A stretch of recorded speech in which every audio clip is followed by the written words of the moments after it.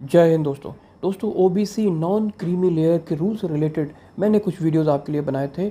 आपने वो वीडियोस काफ़ी पसंद किए और आपने अपनी क्वेरीज़ भी उसमें रेज़ की हैं और मैंने उन क्वेरीज़ को रिप्लाई किया है। उसमें से कुछ क्वेरीज़ हैं जिनके लिए मैंने आपके लिए डेडिकेटेड वीडियो भी बनाया है। दोस्तों ऐसी ही एक क्वेरी है जिसके लिए कैंडिडेट्स ने काफ़ी सारे क्वेश्चन पूछे हैं और वो है कि अगर किसी कैंडिडेट के पेरेंट्स पीएसयू में जॉब करते हैं या बैंक्स में जॉब करते हैं या इंश्योरेंस ऑर्गेनाइजेशंस में है, यूनिवर्सिटीज़ में है, कॉलेजेस में है, तो उन पर ओबीसी नॉन क्रीमी लेयर का रूल किस तरह से अप्लाई होगा, वो किन किन कंडीशंस में ओबीसी नॉन क्रीमी लेयर के लिए एलिजिबल होंगे। दोस्तों शुरू करते हैं आज का वीडियो। मैं आपको दिखाऊंगा ऑफिशियल डॉक्यूमेंट्स, ये रूल्स कहाँ से ड्राइव होते हैं और किस तरह से रूल अप्लाई होते हैं। इस वीडियो में आपको क्लैरिटी होगी कि ऑथेंटिक डॉक्यूमेंट्स क्या है, ऑथेंटिक रूल्स क्या है, जो कि ज़रूरत पड़ने पे आप इनको कोट कर सकते हैं या किसी को रेफ़र कर सकते हैं, दिखा सकते हैं कि गवर्नमेंट की गाइडलाइंस क्या है। चलिए दोस्तों शुरू करते हैं आज का वीडियो। दोस्तों सबसे पहले आप ओबीसी की ऑफिशियल वेबसाइट पर जाइए, जो मैंने आपको पिछले वीडियोस में बताया है, ncbc.nc.in। इसमें जब आप आएंगे तो आप क्रीमी लेयर के ऑप्शन में जाइए। इस ऑप्शन में आपको दो लेटर्स मिलेंगे, डीओपीटी मेमोरेंडम और मिनिस्ट्रीज ऑर्डर्स। आप डीओपीटी मेमोरेंडम में क्लिक करिए। यहाँ पे आपको 4 लेटर्स दिखाई देंगे, जिसमें से आप पहले लेटर को क्लिक करें। इस लेटर में जब आप आएंगे, ये 26 पेज का लेटर है। आप आइए 6 पेज पे आप स्क्रॉल करके आइए। यहाँ पे ये जो पॉइंट नंबर 3 लिखा हुआ है, इसमें आपके क्वेश्चन का जवाब है। अगर कैंडिडेट्स के पेरेंट्स पीएसयू में जॉब कर रहे हैं, बैंक्स में जॉब कर रहे हैं या इंश्योरेंस ऑर्गेनाइजेशन में जॉब कर रहे हैं, यूनिवर्सिटीज़ में है, कॉलेजेस में है, ये रूल उनको क्लैरिटी से डिफाइन करता है। देखिए इस रूल के 2 पार्ट हैं। पहले पार्ट में ये बोलना चाहते हैं कि अगर इन ऑर्गेनाइजेशन में काम करते हुए, यानी कि PSU, banks, insurance organisation, universities, colleges में अगर पेरेंट्स कार्यरत हैं और उनकी जो पोस्ट है वो इक्विवेलेंट है ग्रुप ए और ग्रुप बी के, और ग्रुप ए और ग्रुप बी के रूल्स क्या थे वो मैंने आपको पिछले वीडियोज़ में बताए थे। उसका लिंक मैं आपको दूंगा डिस्क्रिप्शन में, आप उसको देख सकते हैं। तो अगर इन सेक्टर्स में काम करते हुए उनकी पोस्ट इक्विवेलेंट है ग्रुप ए और ग्रुप बी के, तो उन पे वही रूल अप्लाई होंगे जो ग्रुप ए और ग्रुप बी पे होते हैं, जो मैंने आपको बताए थे। और उसके तहत वो ओबीसी क्रीमी लेयर में आएंगे या ओबीसी नॉन क्रीमी लेयर में आएंगे। मैं ब्रीफ में आपको एक बार फिर से शेयर कर लेता हूँ जिससे आपको रिकॉल हो जाए। ये देखिए इसी पेज में, पेज नंबर 5 में आप देख सकते हैं A to J, ये जो इश्यूज दे रखे हैं ये ग्रुप ए और ग्रुप बी के कॉम्बिनेशन में है। इसमें ये कॉम्बिनेशन ये बताते हैं कि अगर किसी भी कैंडिडेट के पेरेंट्स इन कैटेगरीज में आते हैं जो A to J में डिफाइंड है, तो वो क्रीमी लेयर में आएगा। और उसके बाद जितने भी कंडीशंस बनेंगी उन सब में वो नॉन क्रीमी लेयर में आएगा। जैसे कि अगर पेरेंट्स यानी मदर और फादर दोनों ग्रुप ए में डायरेक्टली इंक्लूड होते हैं तो कैंडिडेट क्रीमी लेयर में आएगा।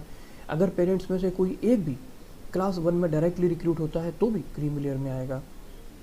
और पेरेंट्स में से दोनों ग्रुप ए में डायरेक्टली रिक्रूट होते हैं लेकिन उनमें से कोई भी एक अगर अनफॉर्चुनेटली एक्सपायर कर जाता है तो भी कैंडिडेट क्रीमी लेयर में आएगा। ये सारे मैंने पॉइंट्स एक्सप्लेन किए थे। इसमें एक और ये पॉइंट बहुत इंपॉर्टेंट है बताने के लिए कि अगर पेरेंट्स दोनों, मदर और फादर, अगर ग्रुप बी में इंडक्ट होते हैं, ग्रुप बी में ज्वाइन करते हैं, तब भी कैंडिडेट क्रीमी लेयर में ही आएगा। और अगर किसी कैंडिडेट के पेरेंट्स में उसके फादर अगर वो ग्रुप बी में ज्वाइन करते हैं लेकिन 40 साल की एज के पहले अगर वो ग्रुप ए में आ जाते हैं, प्रमोट हो जाते हैं, तो भी इस केस में वो क्रीमी लेयर में आएगा।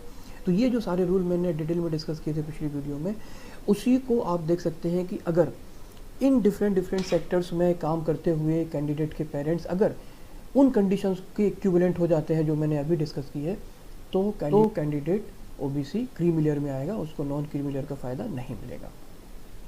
इसी पॉइंट नंबर 3 में एक दूसरा क्लॉज है कि इन केस अगर वो पीएसयू, बैंक्स, इंश्योरेंस ऑर्गेनाइजेशन और यूनिवर्सिटीज़ में जॉब कर रहे हैं और उनकी पोस्ट का इक्विवेलेंट आप नहीं निकाल पा रहे हैं, कि आप क्लियर नहीं कर पा रहे हैं, ओबीसी सर्टिफिकेट बनाने वाली अथॉरिटीज़ भी ये क्लियर नहीं कर पा रही हैं कि इन सेक्टर्स में काम करते हुए उसका इक्विवेलेंस क्या होगा सेंट्रल गवर्नमेंट या स्टेट गवर्नमेंट में, तो ऐसे केस में जाहिर सी बात है कि अब ये रूल जो A to J मैंने आपको दिखाए थे ये तो नहीं अप्लाई होंगे, क्योंकि पोस्ट का इक्विवेलेंस ही जस्टिफाई नहीं हो रहा है। तो ऐसे केस में इनकम वेल्थ क्राइटेरिया अप्लाई होगा, यानी कि जब पोस्ट का इक्विवेलेंस डिसाइड नहीं होगा तो इस बेसिस पर डिसाइड होगा कि पेरेंट्स की अर्निंग कितनी हो रही है। अगर वो 8 लाख से ज़्यादा अर्न कर रहे हैं तो कैंडिडेट क्रीमी लेयर में फॉल करेगा, और अगर वो 8 लाख से कम कर रहे हैं तो नॉन क्रीमी लेयर में फॉल करेगा।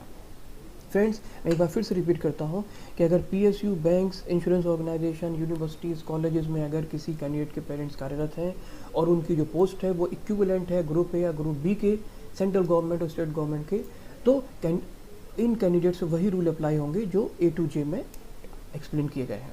और इन केस अगर पोस्ट का इक्विवेलेंस डिफाइन नहीं हो पाता है कि वो ग्रुप ए के इक्विवेलेंट है या ग्रुप बी के इक्विवेलेंट है, तो इस केस में इनकम वेल्थ क्राइटेरिया अप्लाई होगा और उस समय 8 लाख का क्राइटेरिया देखा जाएगा। अगर अर्निंग 8 लाख से ज़्यादा है तो क्रीमी लेयर में आएगा और 8 लाख से कम है तो ओबीसी नॉन क्रीमी लेयर में आएगा। दोस्तों, अब ये इक्विवेलेंस का क्या मीनिंग है इसको हम समझते हैं।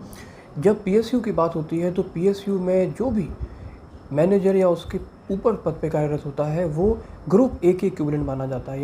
यानी कि अगर पीएसयू में कोई मैनेजर या उससे ऊपर के पद पे कार्यरत है तो वो सेंट्रल गवर्नमेंट के ग्रुप ए के इक्विवेलेंट माना जाएगा और नेचुरली उसके बाद फिर उस पर वही रूल्स लगेंगे जो सेंट्रल गवर्नमेंट के ग्रुप ए एम्प्लॉयज़ पे लगते हैं।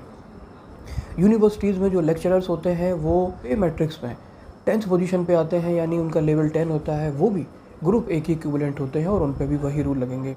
इक्विवेलेंट का यही मतलब है कि अगर वो इन सेक्टर्स में काम कर रहे हैं लेकिन उनका जॉब इक्विवेलेंट है ग्रुप ए या ग्रुप बी के, तो उनके ऊपर वही रूल्स लगेंगे जो ग्रुप ए और ग्रुप बी पे अप्लाई होते हैं।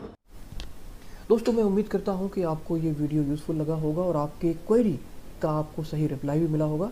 आप इसमें ये देख सकते हैं कि ये लेटर पुराना है, उस समय ये क्राइटेरिया 2.5 लाख रुपए का था जो अब बढ़ के 8 लाख रुपए का हो गया है। ये लेटर 2013 का है, वेबसाइट पे अभी तक यही लेटर है, बट कॉन्सेप्ट वही है, खाली आपका क्राइटेरिया जो 2.5 लाख का था वो 8 लाख का हो गया है। अगर इसके बाद भी अगर आपकी कोई क्वेरी है तो आप रेज़ कर सकते हैं कमेंट्स के थ्रू। मैं कोशिश करूँगा आपकी रिप्लाई करने की, और अगर ज़रूरत होगी तो मैं आपके लिए डेडिकेटेड वीडियो बनाऊँगा जिससे आपको कॉन्सेप्ट्स की, रूल्स की क्लैरिटी रहे। Friends, I am wishing you very best of luck, stay safe, stay healthy and do take very good care of yourself. जय हिंद दोस्तों।